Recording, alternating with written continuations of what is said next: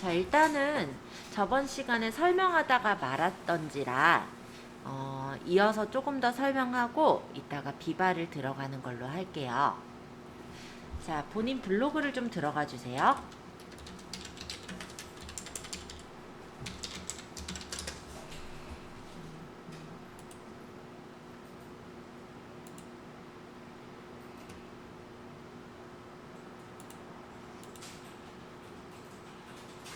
내 메뉴의 관리로 들어가겠습니다. 내 메뉴의 관리. 저번 시간에 꾸미기 설정까지 말씀을 드렸었고요.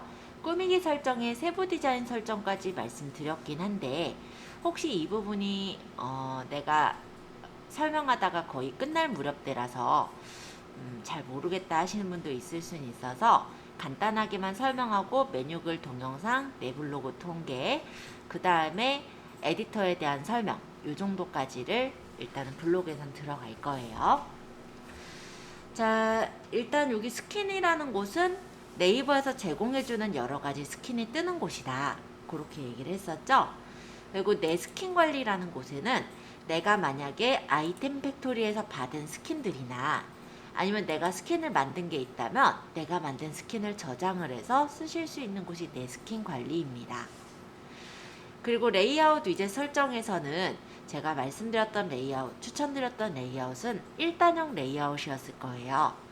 왜냐면 일단은 포스팅을 적을 때 가장 넓은 화면을 차지할 수 있는 게 1단형 레이아웃이고 옆에 메뉴, 즉 카테고리가 보이지 않기 때문에 조금 더 깔끔하게 그 포스팅에만 집중을 할 수가 있거든요.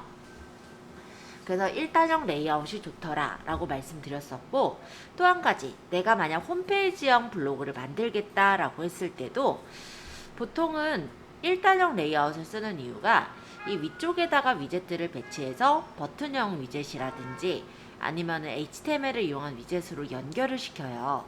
그렇기 때문에 1단형 레이아웃을 많이 쓰더라 정도 얘기를 드렸고, 두 번째로는 옛날부터 많이 쓰던 레이아웃이 2단형 레이아웃이기 때문에 1단형 형태가 마음에 안 드시는 분들은 간혹 2단형을 쓰더라. 근데 2단형의 경우는 1단형 레이아웃에서 카테고리를 적을 그 부분만큼이 줄어든 채로 나오기 때문에 글 영역이 1단형에 비해 작아지니까 아무래도 집중도 면에서는 1단형이 더 좋다라고 말씀을 드렸습니다. 3단형은 기피해야 될 대상이다 라고 말씀드렸었죠. 그래서 3단형은 사실은 저도 별로 권장은 안 하고 아마 여러분들도 많이 보지는 않으셨을 거예요. 왜냐면 카테고리만큼의 그 공간이 하나 더 들어가요. 그러다 보니까 포스팅을 적을 공간이 굉장히 적어지죠. 그래서 요거는 글이 사실 잘 보이지도 않고 아무래도 너무 비좁은 그런 느낌이 나거든요. 그래서 3단형은 기피하시라고 했고, 일단 추천은 1단형, 그 다음에 1단형이 싫으신 분들은 2단형. 2단형 레이아웃은 위젯을 넣을 때 위쪽에는 위젯을 넣을 수가 없어요. 그래서 내가 만약에 뭐 유튜브로 바로가기라든지 어떤 위젯 버튼을 만들고 싶다면 옆으로 들어가게 되는 위젯 형태가 2단형 레이아웃이다, 이렇게 보시면 됩니다. 이걸 왜 제가 먼저 얘기를 하냐면 저희가 포스팅을 쓰는 거를 배우고 나서는 위젯 버튼을 만드는 것도 배울 거예요. 물론 이 과정에서는 버튼형 위젯으로 알려드리긴 하는데 그때 이제 배치되는 게 1단형과 2단형이 다르기 때문에 먼저 얘기를 드렸어요. 자, 레이아웃 설정은 중앙, 글 영역은 넓게 해두시는 게 좋고 기본 메뉴는 국문이 편하겠죠? 뭐 영문, 국문은 크게 상관은 없는 것 같습니다. 메뉴에서는 타이틀이 있는데요. 우리가 일반적으로 포토스케이프라든지 이런 걸로 타이틀을 제작을 해서 넣는 경우라면 타이틀을 열어놓는 게 맞아요. 근데 내가 만약에 스킨을 깔아놓고 위젯으로 이렇게 간격을 띄워가지고 만드는 홈페이지형 블로그의 경우는 타이틀을 끄기도 합니다. 그래서 이거는 이제 디자인에 따라서 타이틀을 쓰시거나 끄시거나 하실 거고요. 또 이런 경우도 있을 것 같아서 하나만 더 설명을 드리면, 가끔 홈페이지형 블로그를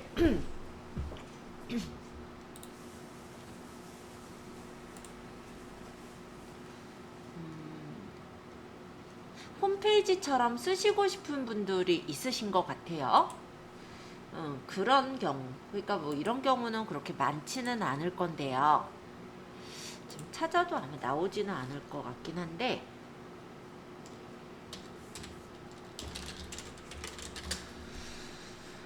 이 위쪽에 이렇게 띄우고 싶으신 경우들이 간혹 있어요. 그러니까 요거는 이제 뭐냐면 파워링크라는 광고예요. 근데 이 광고에는 블로그를 띄운다기보다는 보통은 이렇게 홈페이지들을 많이 띄우거든요. 근데 내가 홈페이지형 블로그 형태로 만들어서 여기다 띄우고 싶다면 기본적으로 웹사이트 같은 경우 푸터 정보가 있어야 돼요. 근데 푸터 정보를 우리가 디자인해서 넣을 데가 없잖아요. 그런 경우 타이틀을 활용하기도 합니다. 그 경우는 푸터 정보를 뒤로 보낼 거니까 타이틀이 밑으로 들어가는 이런 형식으로 레이아웃을 고르겠죠. 그거는 아마 거의 없긴 할 텐데 혹시라도 그렇게 쓰실 분들은 이걸로 쓰게 된다. 이 정도만 얘기할게요. 거의 없다고는 하지만은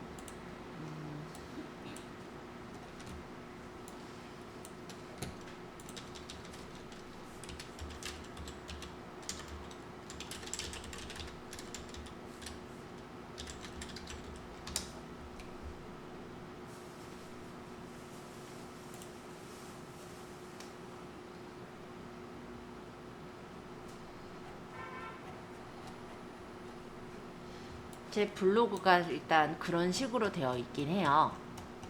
요거는 이제 학원 쪽 블로그죠. 위쪽에 이제 홈페이지형 블로그로 운영을 할 거다라고 생각해서 요 위쪽에다가 위젯을 투명 위젯을 5개를 배치를 한 거고, 버튼형 위젯을 만들어서 이게 다 버튼이에요. 그러니까 우리가 요거는 배울 거예요 오늘. 오늘이 아니라 다음번에. 그래서 위젯으로 이렇게 디자인만 해놓은 거예요. 여기 원래는 링크를 연결해서 HTML로 연결할 수도 있지만 그 부분은 제가 따로 연결 안 했었고요. 이 밑에 부분에 보면은 푸터 정보가 있죠.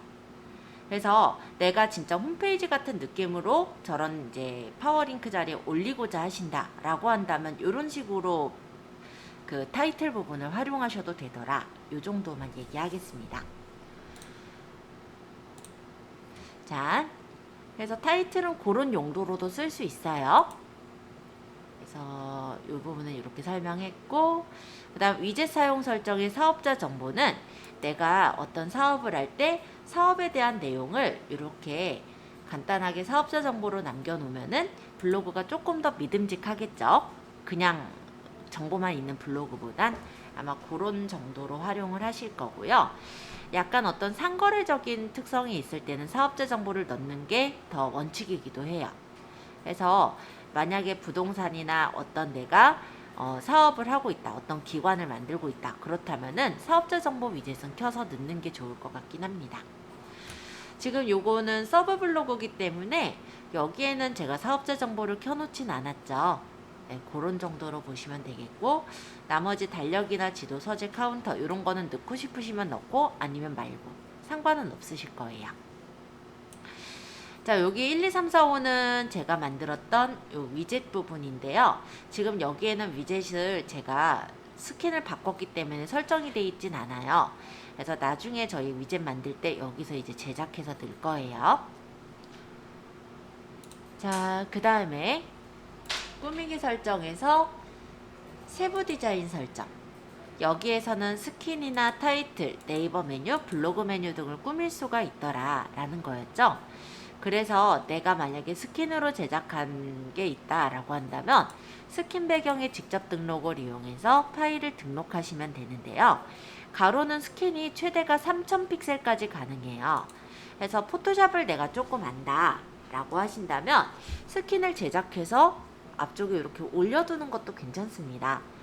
뭐 굳이 뭐 HTML로 막 연결하고 이게 복잡하다고 하지만 저희 그냥 위젯을 그냥 투명 위젯 정도로만 띄워서 넣게 되면요, 아까처럼 공간 띄기를 할 수가 있어요. 그럼 이 위에다가 내가 나타내고 싶은 걸 스킨으로 크게 펼쳐서 올릴 수도 있죠. 그것도 되게 깔끔하고 좋아서 그렇게 운영하시는 곳들도 많아요. 일단 제 홈페이지도 그렇게 하고, 홈페이지입니다. 블로그도 그렇게 하고 있고요. 타이틀은 저번에 만들어 보셨으니까 어느 정도 아시겠지만 지금 여기 그림이 그려져 있는 이 영역만큼이 타이틀이라고 보시면 돼요. 역시 스킨처럼 여기 전체적으로 펼칠 게 아니라 나는 이 타이틀 부분만 쓰면 되겠다 라고 하시는 분은 타이틀로 제작해서 올리는 게 좀 더 편할 수도 있어요. 자, 네이버 메뉴는 요게 이제 네이버 메뉴였고, 예, 모양은 내가 원하는 대로 수정해서 설정할 수 있더라. 그리고 여기 있는 색깔이 내용색인데, 내용 색깔도 내가 원하는 색깔, 그러니까 내 블로그랑 성격이 맞는 비슷한 색깔을 써서 어느 정도 통일감을 줄 수 있더라 정도로 보시면 되겠고요. 블로그 메뉴는 이 프롤로그 블로그 적혀있는 이 부분이 지금 블로그 메뉴예요. 지금 어젠가 저번에 보여드릴 땐 여기가 영어였죠. 그게 아까 레이아웃 위젯 설정에서 이 부분이 영어로 되느냐 국문으로 되느냐 설정한 차이인데요. 이게 이제 국문으로 하니까 이렇게 프롤로그 블로그가 한글로 적힌 거라고 보시면 돼요. 그래서 디자인은 여기서 마음에 드는 디자인을 고르시면 되고, 디자인이 꽤 많아요. 깔끔한 게 좋다 하면은 저처럼 이런 거 투명한 배경도 나쁘진 않을 것 같아요. 기본색과 강조색이 있는데, 강조색은 내가 만약에 주황색으로 하겠다. 그럼 이렇게 강조색이 주황으로 나오죠? 네, 그런 정도. 자, 전체 박스. 요거는 안 쓰시는 게 낫다라고 했었던 것 같아요. 넣은다면 이런 식으로 내 블로그가 어느 정도 한계가 들어가는 것처럼 보이죠?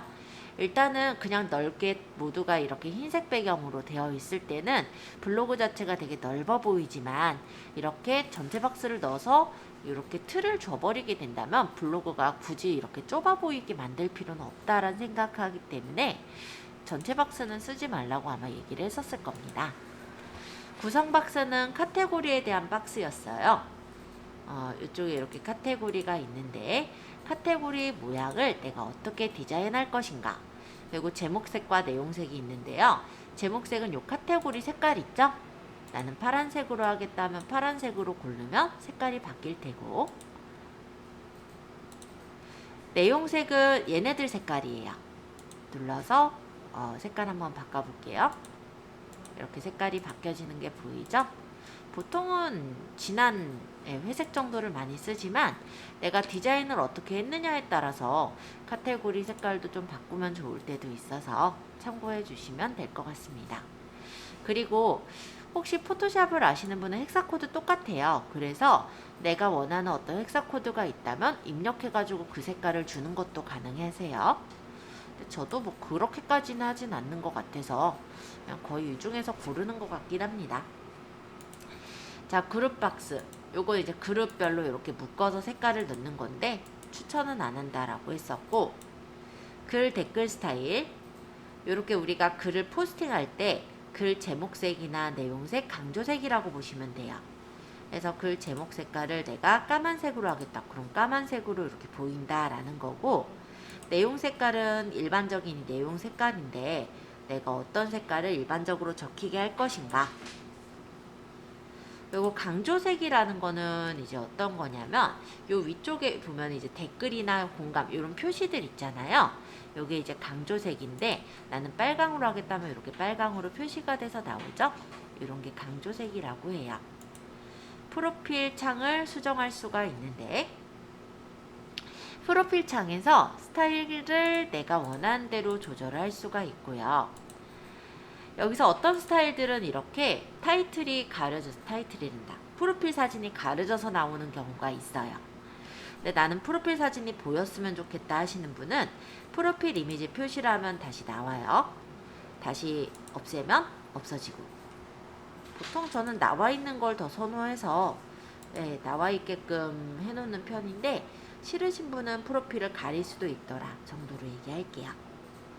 RSS 블로그 로고라는 거는, RSS가 저희 사실은 잘 사용은 안 하실 건데 뒷부분에 책에 나와 있기는 해요. 235페이지에 RSS 피들리라는 게 나와 있죠. 이게 뭐냐면 리치 사이트 서머리라는 뜻으로, 포털 사이트나 블로그에 어떤 새로운 컨텐츠가 올라왔을 때 누군가가 내 블로그에 RSS를 등록해 놓으면은, 이 블로그에서 새로운 글이 왔구나, 새로운 글이 도착했구나, 이런 것들을 구독해서 볼 수 있는 서비스예요. 근데 많이 쓰나요? 사실 그렇게 많이 쓰는 것 같진 않죠? 쓰는 방법을 알려드릴 수는 있지만 글쎄요. 예, 지금 현재 제가 쭉 훑어봤을 때는 그렇게 많이 쓰고 있는 것 같진 않아서 그냥 이전 디자인 정도라고 생각하셔도 상관은 없을 것 같아요. 그러니까 내가 가져가는 게 아니라 내 블로그에 새로운 내용이 있는 것들을 어떤 사람들이 어떠한 사이트에 새로운 내용이 있는 걸 모아서 보고 싶을 때 이 RSS를 가져다 쓰는 거예요. 자, 위젯. 아까 위젯 몇 개 고른 것에 대해서 디자인을 설정하는 거라고 보시면 돼요. 설정되어 있는 디자인 중에 마음에 드는 디자인으로 선택을 해서 이용할 수가 있더라. 자, 이 정도면은 그래도 어느 정도는 들어간 것 같으니까 이번엔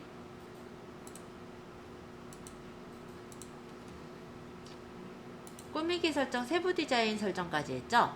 타이틀 꾸미기랑 글 댓글 스타일, 요거는 사실 아까 세부 디자인 설정과 같이 연결된 부분이에요. 눌러보면 똑같이 뜨죠. 그래서 여기는 일단 넘어가고요. 퍼스나콘, 요것도 사실 우리가 아이템 팩토리에서 선택했던 부분인데 눌러보시면 요 퍼스나콘을 내가 원하는 퍼스나콘으로 바꾸거나, 예를 들어서 나는 이 퍼스나콘이 좋다 하면 이걸 대표로 설정하거나 아니면 댓글에 쓰게 하거나 이런 거를 골라서 선택을 할 수가 있더라 라는 겁니다.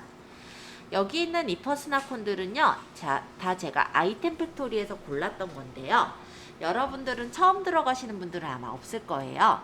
그럼 무료 퍼스나콘 전체 보기를 누르면 아이템 팩토리로 넘어가져서 마음에 드는 퍼스나콘을 담을 수 있으니까 참고해 주세요.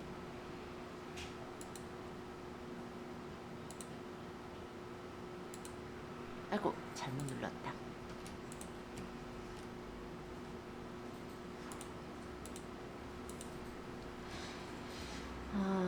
여기 그러면 뮤직하고 폰트인데, 뮤직하고 폰트는 실제 쓰실 일은 없어요. 폰트는 사실 사라진 서비스라 보시면 되겠고, 뮤직이라는 거는 블로그 안에다가 음악을 넣어놓겠다라는 건데요. 블로그를 틀었을 때 음악을 들으시는 분들이 그렇게 많지도 않거든요. 근데 이 뮤직은 무료 서비스가 아니라 유료 서비스예요.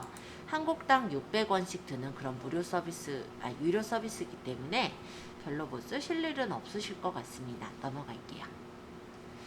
자, 메뉴글 동영상 관리로 갈게요. 자, 여기서 상단 메뉴 설정. 요거는 뭐냐면 내 블로그에서 여기 프롤로그 옆에 자꾸 방해지네. 공부 이야기, 일상 이야기, 엘리 서재, 얌난 간식거리 이렇게 제가 달아놨잖아요.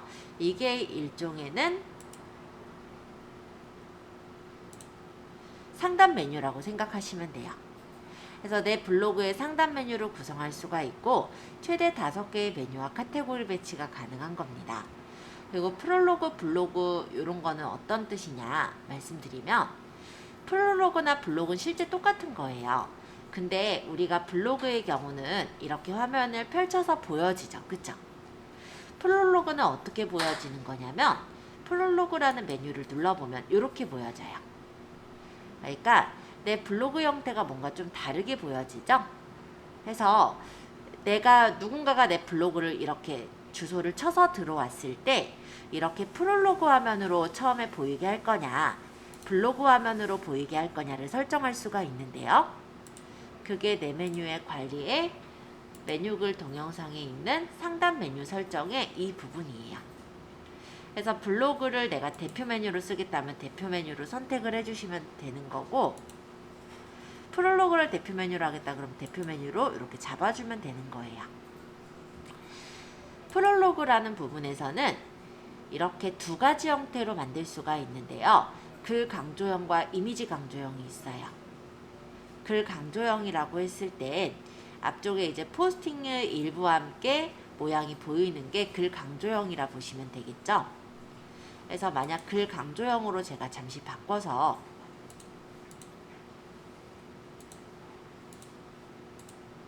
뭐 대략 한 이런 형식으로 일단 바꿔서 확인을 하고 보여드려 볼게요.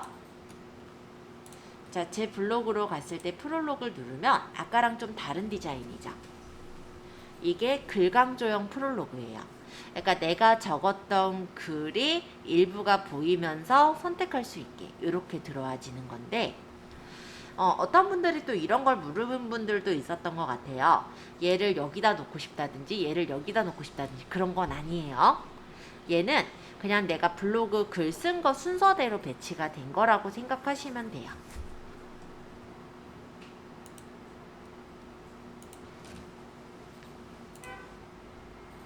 자, 그러면 좀 더 보여드려 볼 건데 프롤로그에서 이번엔 이미지 강조형으로 해볼게요.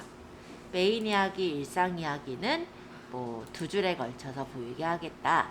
리뷰 이야기를 뭐 3줄에 걸치겠다.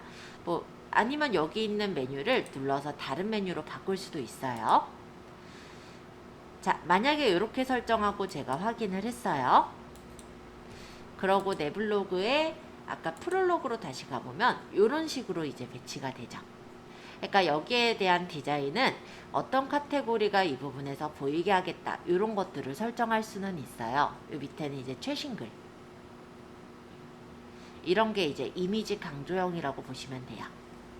근데 프롤로그가 저처럼 이렇게 보이는 거는 어느 정도 글씨를 그러니까 포스팅을 했을 때 그 포스팅들이 하나하나의 앨범 형태로 보여지면서 이렇게 나타나는 거잖아요. 그래서 처음부터 프롤로그를 대표로 놓으시지 마시고요.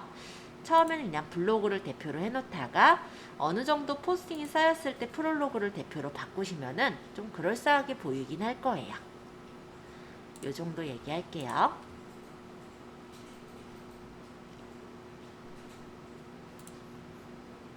상단 메뉴 얘기하고 있었는데 지도, 서재, 메모, 태그는 사실 그렇게 많이 쓰게 되지는 않습니다. 메모라는 곳은 이렇게 생각하시면 돼요. 그러니까 원래 우리 블로그라는 곳은 내가 내 글을 쓰는 곳이잖아요. 근데 만약에 메모라는 것을 활용을 하게 된다면 다른 사람들도 내 블로그에 글을 쓸 수가 있게 된다라고 보시면 돼요. 메모라는 곳에 글을 쓰는 건데 추천은 하진 않아요. 왜냐면 후기 게시판 이런 거를 내가 만들고 싶어서 만들잖아요. 아무나 글을 쓸 수 있다 보니까 막 광고도 들어오고 막 난리가 나요. 그래서 추천은 하진 않습니다. 메모 게시판 관리를 가면은 이런 식으로 카테고리를 추가해서 만들어 놓을 수가 있고요. 메모라는 곳을 눌러서 들어가는 이런 메모 게시판을 활용하실 수는 있어요. 그런데 이 메모가 요 내 블로그에서는 안 보이죠. 요 끝에 이렇게 메모가 있어서 눌러서 들어가면 여기서 이제 활용을 해서 글을 쓸 수가 있는 형태인 거예요. 이게 불편하다면 이거를 이제 위젯으로 빼놓을 수는 있어요. 그러니까 위젯으로 이런데 이제 메모, 뭐 후기 쓰기 이런 식으로 빼놓을 수는 있는데 아까 얘기했듯이 누구나 글을 쓸 수 있으면 이상한 글도 많이 들어오겠죠. 추천은 안 해요. 내가 내 블로그를 계속해서 관리하고 뭐 할 수 있다라고 한다면 뭐 쓰시는 것도 나쁘진 않겠지만 그게 사실적으로는 좀 힘들거든요. 그래서 진짜 추천은 안 합니다. 메모 안 해도 돼요. 아셨죠? 자, 상단 메뉴 지정. 자, 여기는 뭐냐면 아까 상단 메뉴에 카테고리 4개 보였던 거 확인하셨었죠?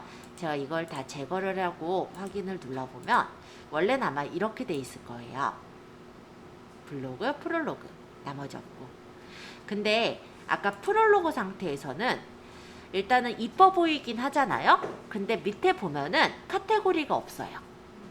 프롤로그 상태에서는 카테고리를 못 골라요. 그러면 내가 다른 카테고리들도 보여주고 싶은데 못 보여준단 말이에요. 그러면 메뉴를 여기다 상단 메뉴를 카테고리 중에 4개를 빼서 올릴 수가 있거든요. 그게 상단 메뉴예요. 자, 제가 4개를 한번 골라볼게요. 아무거나 고를 거예요.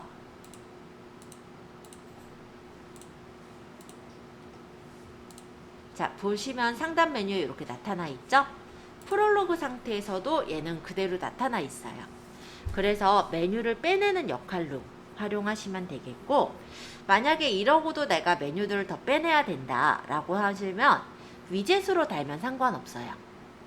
위젯으로 이 위에다가 달아놓는 거는 프롤로그든 블로그든 똑같이 보이거든요. 그래서 그렇게 해서 쓰시는 건 또 상관이 없으시니까 참고해 주시면 될 것 같습니다.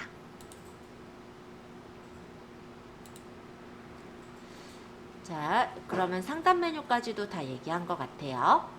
자, 블로그는 어디서 많이 본 것 같죠? 우리가 카테고리에서 보면요. 요 카테고리 옆에 에디트라는 부분을 눌렀을 때 이 메뉴랑 똑같은 거예요. 블로그는. 자, 그렇게 보시면 될 것 같고, 메모 게시판. 뭐 이거는 넘어가기로 했죠? 프롤로그. 아까 보셨던 메뉴. 글 배달에 블로그 시 질문이 있습니다. 초반에 내가 블로그를 운영할 때 보면요. 계속 블로그가 뭔가 나한테 물어볼 거예요. 그게 이제 블로그 C라는 건데, 초반에 이제 네이버가 블로그를 쓰시는 분들이 처음에 많이 포기를 하시거든요. 쓰다가 몇 개 쓰다가 그냥 말고 이러신 경우들이 많아서 블로그 C 질문이라는 걸 만들어서 자꾸 뭔가를 물어보고 그에 대해서 대답을 적게끔 해요. 그게 블로그 C 질문이라 싫으시면 배달 중지시키시면 돼요. 글 관리의 댓글은 댓글만 모아보는 거. 태그는 내가 쓴 태그들을 여기서 몇 개를 썼는지를 이렇게 보이는 거예요. 그래서 이 태그를 내가 썼을 때 태그가 겹치는 게 꽤 많아지면은 여기 이렇게 태그의 개수가 이렇게 늘어나서 있는 게 보이죠. 그쵸? 이렇게 태그들이 주로 자주 쓰였다라고 한다면 그거는 이제 유효 태그가 될 확률이 좀 높아지긴 하겠죠? 내가 어떤 태그들을 썼는지를 본다라고 생각하시면 될 것 같고요. 글 저장. 요거는 내가 블로그에다 예를 들어 에세이 같은 걸 적는다라고 쳐보죠. 그렇다면은 내가 그거를 책을 만들거나 하고 싶을 때가 있죠. 그럼 PDF로 이 블로그 글들을 뽑아서 만들 수가 있다. 요 정도로 보시면 되겠습니다. 자, 동영상 관리의 내 동영상은 내가 올렸던 동영상들을 보는 거예요. 근데 이 원두분책이라는 게요. 제가 2021년 6월 9일날 포스팅한 거에 올려졌던 그거 같은데 재생수가 16개 나왔었네요. 통계 보기를 하면은 사람들이 얼마나 봤더라, 뭐 어떻게 봤고, 유입 경로는 어떻게 들어와서 봤고, 뭐 유입 분석으로 보면은 어떻게 뭐 많은 사람들이 어떻게 눌러봤나, 뭐 이런 정도의 그 동영상에 대한 통계까지도 확인할 수 있도록 되어 있어요. 요거는 요렇게 눌러봤었나 보네요. 지금 요 기간 동안에 한 게 아니라 기간별 현황이라 안 나온 것 같아요. 그린 리뷰 배너. 요거는 이제 글쓰기에 그린 리뷰 배너 넣기인데 넣으셔도 되고 안 넣으셔도 되니까 넘어가도록 하겠습니다. 애드 포스트 설정. 자, 우리 블로그를 할 때요, 부가 수익을 얻으실 수가 있어요. 자, 애드 포스트라는 건 뭐냐면 내가 어떤 블로그 포스팅을 할 때요, 예를 들어 이건 그냥 아무것도 아닌데 사실 저희가 이제 실전 포토샵에서 하는 그런 컨텐츠 만든 거예요. 간단하게 말하면. 근데 올려보는 연습을 해야 되다 보니까 그냥 대충 적어서 그냥 올린 거예요. 근데 옆에 보면 요런 게 붙어 있죠. 그리고 요런 것도 붙어 있죠. 뭐 블로그를 적다 보면 글 중간중간에 저렇게 붙어 있기도 해요. 근데 저런 게 붙는 게 바로 애드 포스트를 신청했기 때문에 붙어 있는 거예요. 자, 애드 포스트라는 건 무엇이냐면 포스팅에 저렇게 광고를 붙여요. 네이버에서. 그리고 그 광고를 누군가가 클릭해서 보게 된다면 그에 대해서 클릭당 이제 얼마씩 비용을 우리가 이제 받을 수가 있는 게 애드 포스트라고 보시면 돼요. 그래서 애드 포스트를 내가 쓸 거냐 안 쓸 거냐를 설정할 수가 있는데 그냥 무작정 내가 애드 포스트를 하겠다라고 설정할 수 있는 건 아니고요. 일단 블로그를 만든 지 3개월 이상 된 블로그가 가능합니다. 그리고 일단 블로그를 애드 포스트 신청을 하게 되면 검토를 해서 승인을 해주는 거예요. 근데 그 검토 기준을 일단 얘기 드리면 그렇게 어렵진 않으니까 하실 수는 있으실 건데 한 달 동안을 체크를 해요. 예를 들어 제가 9월 30일 날 애드 포스트를 신청을 한다라고 한다면 8월 한 달간의 그 방문자 수, 그러니까 일평균 방문객이 몇 명 이상이냐 이런 걸 따지는데 그런 걸 네이버에서 몇 명 이상 와야 된다 이걸 아예 밝히진 않아요. 근데 대략적으로 보면 일평균 방문객이 100 이상씩 들어가는 블로그면은 그래도 승인이 나요. 그리고 페이지 뷰도 따집니다. 그 안에서 사람들이 얼마나 체류를 했고 이 페이지 뷰가 얼마나 일어났는지 그런 것까지 따져서 애드포스트 승인을 내주는 거예요. 만약에 애드포스트 승인이 안 났다면 그 다음 달에 또 승인을 내보겠죠? 예를 들어서 10월 1일 날 제가 또 애드포스트를 10월 1일 너무 금방이고 뭐 10월 5일 날 예를 들어 애드포스트를 또 신청을 했다라고 한다면 그때 이제 9월 달 평균 방문객을 세서 그걸로 이제 채점을 해서 애드포스트를 매기는 거예요. 그래서 이렇게 애드포스트를 좀 만약에 활용을 하시게 된다면 블로그에 사람들이 많이 유입이 돼서 혹시 광고를 눌러보았다면 그에 대해서 이제 금액이 받을 수가 있게 된다라고 보시면 돼요. 이런 식으로 일별 뭐 얼마씩 받는 거고요. 그렇게 해서 이런 식으로 금액들을 받을 수가 있습니다. 이게 만약에 리뷰를 적고 좀 많이 활성화된 블로그였다면 아마 더 많이 받았을 건데 제가 요즘 블로그를 잘 많이 운영하고 있진 않아요. 그냥 실습형으로 가끔 저런 좀 이상한 글 그런 거 올리고 있기 때문에 지금 현재는 지수가 많이 낮아졌을 거예요. 그래서 금액이 많이 쌓이고 있진 않지만 그럼에도 불구하고 그래도 한 달 했을 때는 커피값 정도는 나오는 것 같습니다.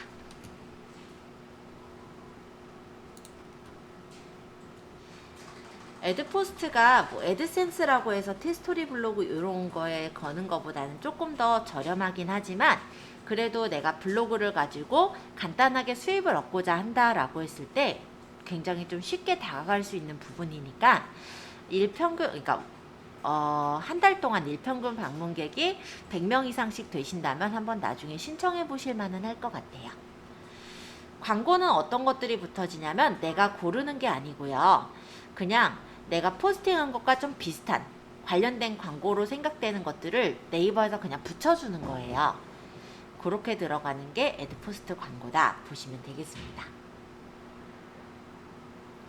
자, 내 블로그 통계. 여기는 내 블로그에 대한 통계 정보를 보는 거예요. 사람들이 얼마나 조회를 해서 들어왔는지, 방문 횟수, 성별, 연령별 분포랑 동영상 분석까지도 확인을 해볼 수가 있어요. 자, 조회수로 따져 보았을 때 몇 명이서 조회를 했고 순 방문자 수는 얼마나 방문을 했느냐 이런 걸 물어보시는 분도 있어요.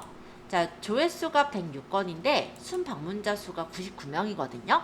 이게 왜 차이가 나지? 이렇게 생각하신다면 이렇게 생각해 보세요. 내 블로그에 누군가가 방문을 했어요. 그럼 방문자 수겠죠? 근데 그 사람들이 하나만 볼까요? 포스팅 다른 것도 볼 수 있겠죠? 그럼 조회수겠죠. 이해되셨죠? 자, 그렇게 해서 생각하시면 될 것 같고 방문자가 만약에 방문을 한 게 하루에 뭐 2번 방문하거나 이런 경우들도 있을 거예요. 그게 이제 방문 횟수랑 순방문자 수의 차이라고 보시면 될 것 같습니다. 평균 방문 횟수, 재방문율 이런 것도 따져요.